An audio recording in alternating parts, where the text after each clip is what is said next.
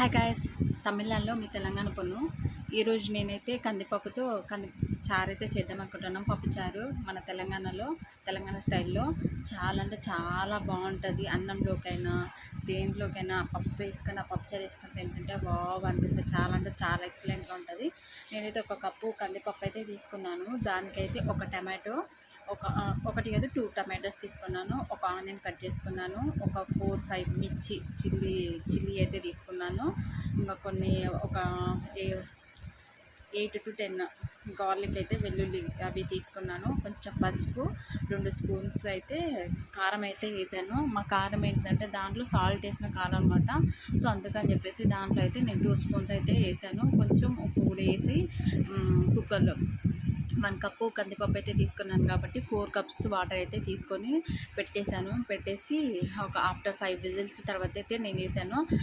మీకు ఇంకా కొంచెం మెత్తగా కావాలనుకునే వాళ్ళైతే ఒక 6-7 విజిల్స్ వరకు అయితే ఉంచవచ్చు. ఇంకా మెత్తగా అయితే చాలా మెత్తగా అయితే అవుతుంది, చాలా బాగుంటుంది.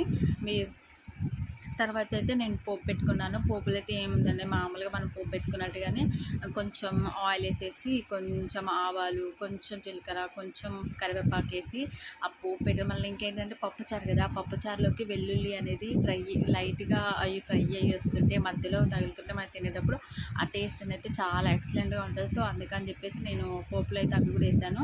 ఇంకా కొంచెం కొత్తిమీర, పుదీనా కూడా పోపులో వేసి నేనైతే పోపు పెట్టుకొని తీసుకున్నాను అనమాట. చాలా అంటే చాలా బాగుంది పప్పుచారు అయితే. మీరు కూడా ఇలా ట్రై చేయండి. బాయ్. నా ఛానల్ అయితే సబ్స్క్రైబ్ చేయండి.